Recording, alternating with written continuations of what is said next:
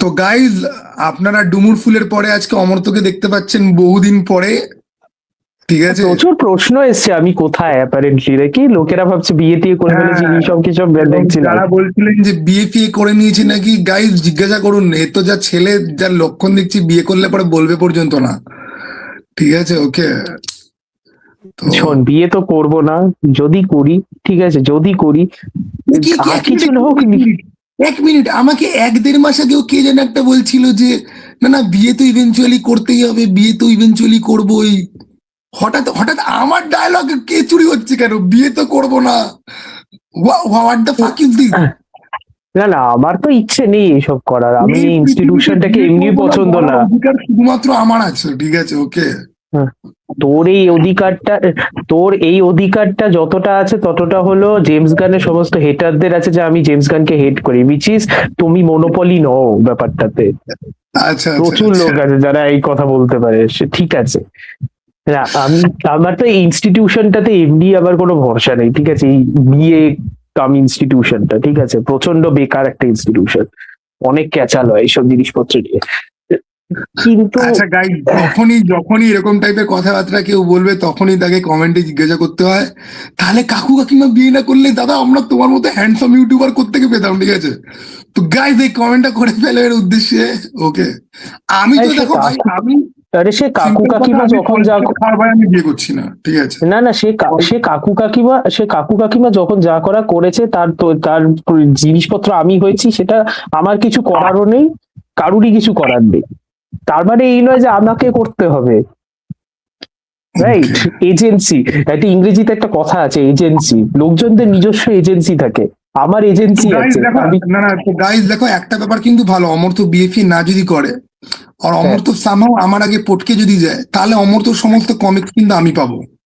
Just রাত দিকেই বলবো কাকিমা, এটাই অমর্ত্যর শেষ ইচ্ছা ছিল, ওর কমিক গুলো আমাকে দিয়ে দেওয়া হোক, আর মোটামুটি সিনেমা ভর্তি যে ল্যাপটপটা রয়েছে ওটাও, ঠিক আছে। কাকিমা তো বলবে, অমর্ত্য কাকিমা, কাকিমা বলবে লিখে রেখেছে ওটা, ঠিক আছে। না না, কাকিমা বলবে প্রথমত তো উইল রেখে যায়, দ্বিতীয়ত উইল না লিখে গেলেও ওর ওর ভাবনা আছে, ওর কয়েকজন আছে, ওদেরকে না দিয়ে তোমাকে কেন দেবো বাবা? আমি আমি ভাগনাদের সাথে কথা তোমার ভাগনা মানে তো আমারও ভাগনা না, আমি কথা বলে নেবো তোদের সাথে, ঠিক আছে, থাক, ওকে। দয়া কর, দয়া কর। খালি পডকাস্টের এই পোর্শনটা তখন কেটে বাদ দিয়ে দিতে হবে, ঠিক আছে, রি এডিট করতে হবে ইউটিউব স্টুডিওতে ঢুকে। Okay, this is yeah, this has to go, this has to go, ঠিক আছে। সেই, বুঝতে পেরেছি। না না অমর, তো না না, আমি অডিয়েন্সের উদ্দেশ্যে বলছি, এই মালটা মাস দুয়েক পরে কোনো মামনির চক্করে ছিল, ঠিক আছে, পাত্তা পাত্তা পাইনি, মন টন খারাপ ছিল, তাই পডকাস্টে আসছিল না, ওকে। আমি যদি, আমার আমার লেজিটিমেটলি ওসব কোনো গল্প নেই, আমার অন্যান্য অনেক গল্প টল্প হচ্ছিল, that is more related to what ever, এখনো চলছে, that doesn't matter at this point. ঠিক আছে, আমি ভেবে দেখলাম না, একটা পডকাস্ট সেরে নেওয়াই যা, কি আছে। লোকেরা এমনি বলছে আমার চ্যানেলে নাকি আমি কিছু করছি না, লোক বলতে স্বর্ণজ্যোতি, অন্যদের কারো লোক, যায় আসে না। না না না, 1 মিনিট, চ্যানেলে কিন্তু করছি না মানে, আরে তুমি করছো না, আমি বলছি না তুমি করছো না। তুমি হ্যাঁ করা আমি মানে করছি। আমাকে বলবে যে আমাকে একটা থাম্বনেল বানিয়ে দে, ঠিক আছে। সেই হ্যাঁ, কথাটা কেউ 2 মাস ধরে বলছেই না মানে সে করছে না, ঠিক আছে। ইট ইজ অ্যাজ হ্যাঁ, সিম্পল অ্যাজ দ্যাট, ওকে। হ্যাঁ, ঠিক, আচ্ছা, না না আজকে ঠিক আমাদের আছে। অনেকগুলো টপিক, বাট আমরা একদম অন পয়েন্ট কথা বলবো। সুবেদার সিনেমাটা লাকিলি আমিও দেখেছি, অমর্ত্যও দেখেছে। অমর্ত্য হুম। সুবেদারকে 3.5 রেটিং দিয়েছে, আমি একটু সারপ্রাইজড। তো প্রথমে অমর্ত্যর কাছে যাচ্ছি, অমর্ত্য সুবেদারকে 3.5 রেটিং দেওয়ার মতো কি এমন হয়ে গেল? না কিছু না, আমার মনে হয় অনেক লোকজনই বলছে সিনেমাটা প্রচন্ড ডাল, সিনেমাটা প্রচন্ড বোরিং, ঠিক আছে। আমি ওই লোকজনদেরকে মানে ইয়ে করে বলতে চাই, আই কমপ্লিটলি আন্ডারস্ট্যান্ড কেন তোমরা বলছো। থার্ড একটা বেশ স্ট্রেচড, এটা আমিও মানছি, 100% আমি মানছি।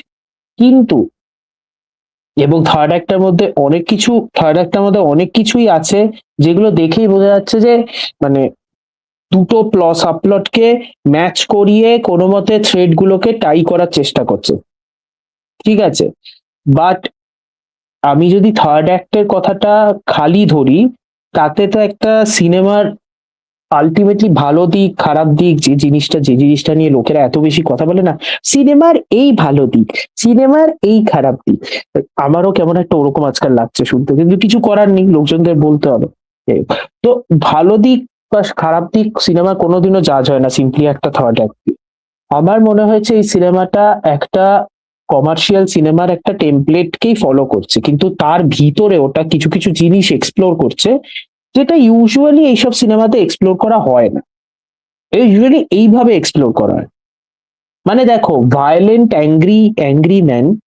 অ্যাংরি ওল্ড ম্যান আমরা তো বহু দেখেছি, সে সাউথের প্রচুর কমার্শিয়াল সিনেমা আমরা বহু দেখেছি, কিন্তু ওখানে কি ভায়োলেন্ট অ্যাংরি ওল্ড ম্যানের মধ্যে যখন ভায়োলেন্সটা দেখাচ্ছে, সেই ভায়োলেন্সটা না মানে একটা ফর্ম অফ আর কি, হ্যাঁ আমি মানে আমার ভায়োলেন্স, আমি এরকমই, দিস ইজ মাই ভায়োলেন্স। ওই ভায়োলেন্সটার মধ্যে না কোনো মানে এই সিনেমাটাতে দেখা যাচ্ছে যে ওই ভায়োলেন্সটার মধ্যে একটা সেন্স অফ একটা একটা রাগ আছে টুয়ার্ডস দ্য সিস্টেম, একটা রাগ আছে টুয়ার্ডস সিস্টেম যেটাতে ও সার্ভ করেছে, ও আর্মিতে সার্ভ করেছে। And he is not a superhero by the way, এটাও আমার ভালো লেগেছে, he is not a superhero, এটা আমার বেশ ভালো লেগেছে। ও কিন্তু মানে যথাসম্ভব একটা নর্মাল পার্সন। লিয়াম নিসন যখন টেকেন 1 সিনেমাটা করেছিল, ওটাতেও কিন্তু ও যথাসম্ভব নর্মাল পার্সন ছিল। টেকেন 2 আর 3 তে সুপার হিরো হয়ে গেছে, বাট টেকেন 1 এর যথাসম্ভব নর্মাল পার্সন ছিল। আমার ওই জন্য এই সিনেমাটা অনেকটা বেশি টেকেন 1 এর মতো লেগেছে।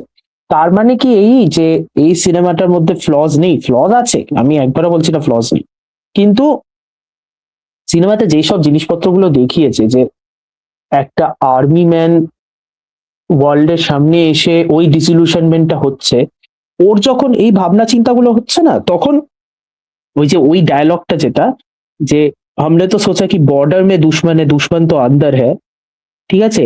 তুমি যদি খুব ভালো করে দেখো, ডিফারেন্ট সিনেমাতে এই ডায়লগের সেন্টিমেন্টটা কিন্তু কমপ্লিটলি আলাদা। তুই তুই বুঝতে পারছিস আমি কোন কোন সিনেমার কথা বলছি? অনেক সিনেমাতে এই সেম ডায়লগের সেন্টিমেন্ট কমপ্লিটলি আলাদা হবে, এই সিনেমাতে সেন্টিমেন্টটা কিন্তু কমপ্লিটলি আলাদা।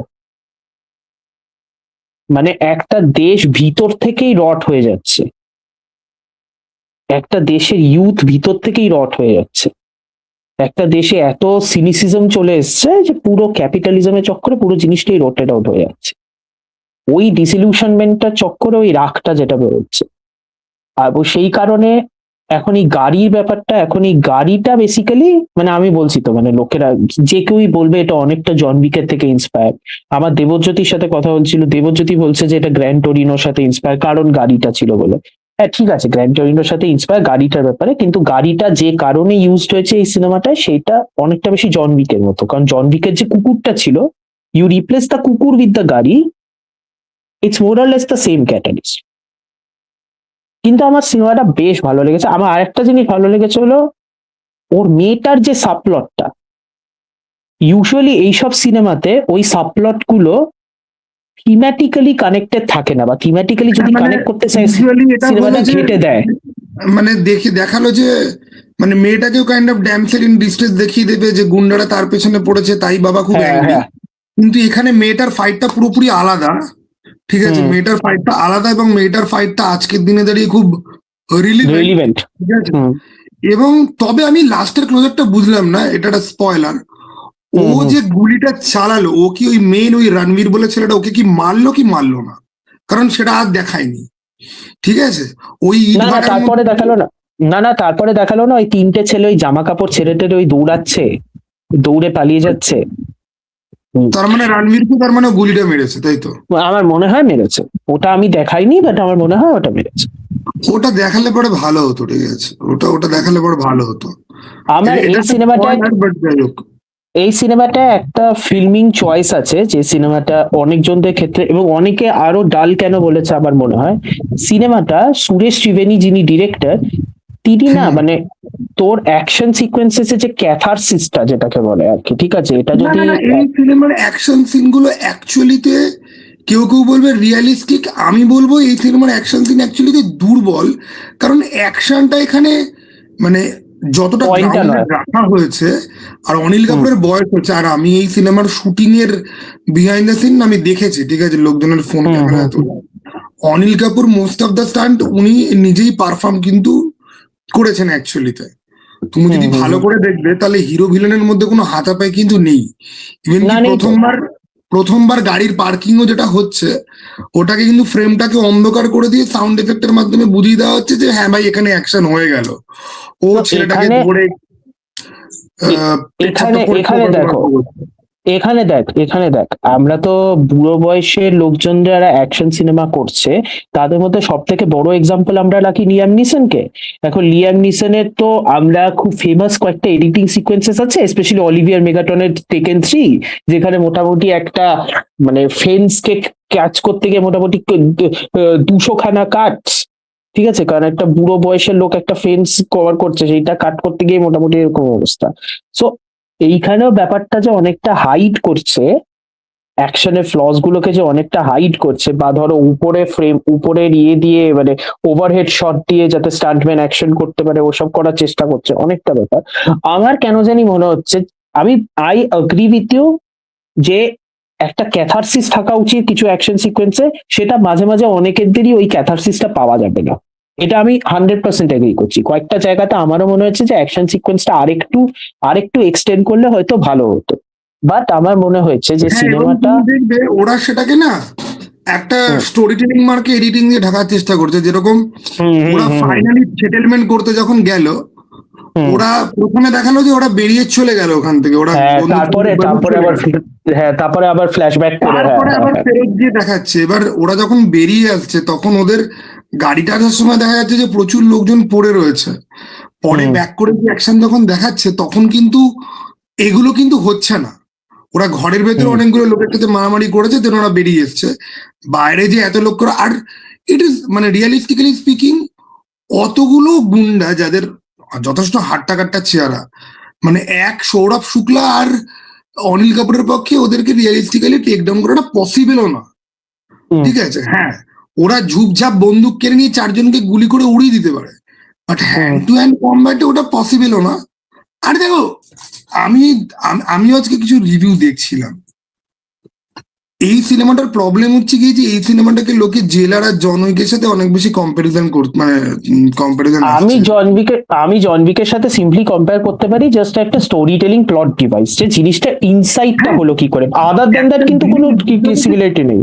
কিয়ানু রিভস এখনো ট্রেনিং করে, Anil Kapoor look handsome and everything, but Anil কাপুরও ট্রেনিং হয়তো করে কিন্তু কিয়ানু রিভসের লেভেলে ট্রেনিং করে না ভাই। ঠিক আছে, ওটা এক্সপেক্ট করাটাও খুব বোকা বোকা। আর সবকিছু জন উইক করা পসিবল নয়, ঠিক আছে, সবকিছু জন উইক করা পসিবল নয়। আমি ভেবেছিলাম সিনেমাটার মধ্যে ওই জন আব্রাহামের ফেরা বলে একটা ফিল্ম এসেছিল না 2024 সালে, তুমি দেখবে প্লটটা কিন্তু ওটার সাথে সিমিলারিটি অ্যাকচুয়ালি অনেক বেশি। ল্যান্ডের মতো জায়গা, ঠিক আছে, একটা ব্যারেন ল্যান্ডের মতো জায়গা, সেখানে একটা মাফিয়া রাজ চলছে, সেখানে একটা সাধারণ মানুষকে উদ্ধার করতে গিয়ে একটা বেদার আমার প্রবলেমটা কি লেগেছিল, প্রবলেমটা লেগেছিল যে বেদা সেকেন্ড হাফে পুরো মানে সুপার হিরোইক অ্যাকশন আছে। বেদা কিন্তু একটা রিয়েল লাইফ ইনসিডেন্টের উপরে বেস করে সিনেমা। আমি জানি না যে রিয়েল লাইফে কি হয়েছিল, বাট বেদাতে যেগুলো দেখিয়েছে ওগুলো হওয়া তো পসিবল নয়। না, সেকেন্ড হাফের সিকোয়েন্সটা ধরো প্রচন্ড বেশি মানে ওভার দ্য টপ হয়ে গেছিল সেকেন্ড হাফে বেদা, বাট বেদার ফার্স্ট হাফটা কিন্তু প্রচন্ড ভালো। বেদার ফার্স্ট হাফটা কিন্তু প্রচন্ড ভালো। আগে নিখিল আদবানি খুব ভালো ডিরেক্টর, ওই সিনেমাটা ডিসঅ্যাপয়েন্টিং, কারণ সেকেন্ড হাফটা ওরকম হয়েছিল। আমার মনে হচ্ছে সুবেদারে সুরেশ ত্রিবেণী যিনি ডিরেক্টর, ওর যা স্ট্রেংথ আর যা উইকনেস ওইটাকে উনি মেনটেন করে গেছে। আমার মনে হয়নি একবারও যে উনি ইয়ে করেছে এরকম, মানে এই লোকটা মানে বিদ্যা বালানের সাথে তুমারি শুরু করেছে, তুমারি শুরু আর জলসা করেছিল জলসাই করেছিল ওখানে, জলসা করেছিল। আরেকটা কি একটা যেন করেছিল বিদ্যা বালানের সাথে, ও যেখানে বিদ্যা বালানের রেডিও স্টেশনে কাজ করতো না সামথিং, ওটাই তুমারি সুলু। ওকে ওকে, হ্যাঁ হ্যাঁ হ্যাঁ। তো ঠিক আছে। আর শোনো, লোকে না ভীষণ, আমি বলছি তো মানে লোকের সুপার হিরোইক ফাইট দেখতে দেখতে দেখতে দেখতে দেখতে দেখতে না এমন একটা এক্সপেকটেশন লেভেলটা এমন জায়গায় চলে গেছে যে এই টাইপের সিনেমাগুলোতে তারা ফাইট সিন বাদ দিয়ে অন্যান্য আর কি হচ্ছে তারা খুব একটা বেশি ইয়ে করে না। যেরকম আমি তোমাকে বলছি, এখানে এই যে বন্দুকটা নিয়ে যে হিরো ভিলেনের মধ্যে যে ঝামেলাটা, এই বন্দুকটা যে অ্যাকচুয়ালি বন্দুক অর্থেই এখানে ইউজ হয়নি, এটার যে সেটা অন্য একটা রূপক রয়েছে, সেটা কেউ এক্সপেক্ট করবে না এরকম একটা সিনেমাতে, আর কেউ বুঝবেও না। আমার তো ওই জন্যই সিনেমাটা এত বেশি ইয়ে দেওয়ার কারণ তো ওটাই, এইরকম একটা টেমপ্লেটের মধ্যে এত জিনিসপত্র ঢোকানো, ঠিক আছে, সেটা অ্যাকচুয়ালিতে কিন্তু হওয়া উচিত, এইসব টেমপ্লেটেড সিনেমাতে অ্যাকচুয়ালিতে এসব হওয়া উচিত। প্রবলেম হলো সবসময় হয় না, সেজন্য যখন হয় সেটা অ্যাপ্রিসিয়েট করাটা আমার মনে হয় একটু দরকার। হয় না। আর দেখো এই হয় না। ধরনের ফিল্মগুলো লোকজনকে চিরকাল দেখো এই টাইপের সিনেমাগুলো না খুব রগ চটা, খুব সুপার হিরোইক উইশ ফুলফিলমেন্ট না, উইশ ফুলফিলমেন্ট সিনেমা। টেকেন যখন বেরিয়েছিল, টেকেন তো একটা মানে মানে আনএক্সপেক্টেডলি একটা বিশাল বড় হিট হয়েছিল 2008 সালে দাঁড়িয়ে। মানে লিয়াম নিসান সিনলার লিস্ট করে অত খ্যাতি পায়নি যতটা টেকেন হওয়ার পরে হয়েছে, ঠিক আছে। তারপরে তো লিয়াম নিসানকে নিয়ে ওরকম মানে টেকেনের মতো কপি ক্যাট সিনেমা কত বেরিয়েছে, ওকে, আননোন ফাননোন থেকে শুরু করে গ্রে, এটা যদিও গ্রে একটা ভালো সিনেমা ছিল, গ্রে বেশ ভালো সিনেমা। প্রবলেম হচ্ছে এই জনরেটাকে ডিরেক্টররা এত সাবস্ট্যান্ডার্ড ওয়েতে হ্যান্ডেল করেই এসছে, হলিউড বলিউড সাউথ যেখানেই বলি না কেন, যে এখানে যদি তুমি একটুখানি ভালো কিছু তুমি দেখানোর চেষ্টা বা অন্যরকম কোনো কিছু দেখানোর চেষ্টা যদি করো, যেই সেট অডিয়েন্স আছে তাদের এইসব they don't care, they only want the extravagant জিনিসপত্র, ঠিক আছে। ওরা সোল ওরা চায় না, ওরা চায় ভাই জন উইক টেম্পলেটেড সিনেমা মানে তাদের প্রচুর অ্যাকশন হবে। আর এটাতে সোলের ব্যাপারটা কি, এটাতে সোলের ব্যাপারটা কিন্তু খুব সিম্পল। জেলার কি একটা ভালো সিনেমা না, জেলারে রজনীকান্তের সোয়াগে পুরো চলেছে, জেলারে গল্পে কিছু নেই। অ্যাকশন কোথায় ছিল? লোকে এটাকে জেলারের সাথে কম্পেয়ার করছে, জেলারে অ্যাকশন, রজনীকান্ত গোটা সিনেমাতে শুধু ক্লাইম্যাক্সে বন্দুক থেকে ছুরি বার করে দুটো লোককে একটুখানি কুপায় আর মেন ভিলেনকে চেয়ারে বসে একটা লাথ মারে। জেলারে কিছু কাটাকাটি আছে খুবই, জেলারে ক্লেভারনেসটা ওটাই ছিল যে রজনীকান্তের ক্যারেক্টারটা অ্যাকচুয়ালি অ্যাকশন করছে না, রজনীকান্তের ক্যারেক্টারটা হলো ফেসিলিটেটর। জেলারের চালাকিটা ওটাই ছিল, যেই চালাকিটা লোকেশ কানাগরাজ করতে পারেনি কুলিতে, কারণ লোকেশ কানাগরাজ ওটার মধ্যে অ্যাকশন দেখাতে গেছে রজনীকান্তের, সেখানে আরো মারটা খেয়েছে। না ভালো করে ভাই, কুলিতে অ্যাটলিস্ট রজনীকান্তের মানে কিছু তো পেয়েছি, ঠিক আছে। মানে দেখো জেলার, আমার জেলার খুব বেকার সিনেমা লাগে, আমি একদম স্পষ্ট কথা বলছি। জেলার সিনেমাটা দেখো, প্রথম কথা তো হচ্ছে গিয়ে যে আমি হিরোর যন্ত্রণার সাথে আমি খুব রিলেট করতে পারি, হিরোর মধ্যে যদি পাগলপান চলে আসে বা কোণঠাস হয় সেটা খুব রিলেট করা যায়, কিন্তু অকারণে সোয়াগ আর অর্থহীন মারামারি, এই দুটো জিনিস আমার জাস্ট জমে না, যেই কারণে আই ফাকিং হেট পুষ্পা। কেজিএফ এও কিন্তু ভালো অ্যাকশন সিন নেই, কিন্তু কেজিএফ এ এত ম্যাটেরিয়াল রয়েছে যে অ্যাকশন যে নেই সেটা ফিলও হয় না। আই মিন কেজিএফ এ যা অ্যাকশন রয়েছে সেটা কিন্তু টিপিক্যাল সাউথ ইন্ডিয়ান ফিল্মের মারামারি, ওটা কিন্তু কাইথি বা বিক্রম লেভেলের মারামারি একেবারেই কিন্তু নয়। কিন্তু জেলারের ব্যাপারটা হচ্ছে কি যে ভাই সিনেমাটা তো মাঝপথে গিয়ে কোন দিকে যাচ্ছে নিজেই জানে না, কমেডি সেট পিস চলছে তো চলছে, আজও প্লট চলছে তো চলছে, ঠিক আছে, এবং ওই deadpan comedy again and again, repeat, তার উপরে এত বড় একটা স্টার কাস্ট, কে আসছে, কেন আসছে, কিসের জন্য আসছে ভগবান জানে। সিনেমাটা কোথায় শুরু হয়েছিল যে ছেলে মরে গেছে দেখে, তারপর দেখা গেল ছেলেই গিয়ে ভিলেন। ইভেন কি জেলারের এই স্ট্রেচের কারণে আমার কিন্তু লাস্টে গিয়ে টুইস্ট গুলো কিন্তু কাজ করে না, আমি ক্যারেক্টার গুলোকে বুঝতেই পারি না যে এরকম একটা লোকের ছেলে এইরকম কি করে। আমার দেখো, আমি এইটুকু শুনে যা বুঝতে পারছি, তোর সুবেদার অ্যাটলিস্ট আমার যে কারণে ভালো লেগেছে, তোর সুবেদারও সেই কারণেই ভালো লেগেছে। আমার মনে হয় না তোর খুব একটা খারাপ লেগেছে, তোর ভালোই লেগেছে। আমার খারাপ লাগেনি, আমার সুবেদার খারাপ তো আমার লাগেইনি, মানে আমার কিন্তু কিছু কিছু জায়গায় বেশ ভালো লেগেছে। এবার আমি অবাক হয়ে গেলাম লোকজনের রিয়াকশনে, ঠিক আছে। এবার দেখো Boring বলছে তো? ব্যাপারটা হচ্ছে কি যে কি অনেকে বোরিং বলছে তো সুবেদার দেখে। হ্যাঁ আমি তো boring, গান ভালো হতে গিয়েও হলো না। What do you mean by ভালো হতে গিয়েও হলো না? তুমি যদি দেখো আজকে ও রোমিও সবাই গালাগাল দিয়েছে, ও রোমিও আমার ভালো লেগেছে কেন? কারণ ও রোমিওতে ভাই আমি নিয়েই গেছিলাম like less than zero expectation, ঠিক আছে?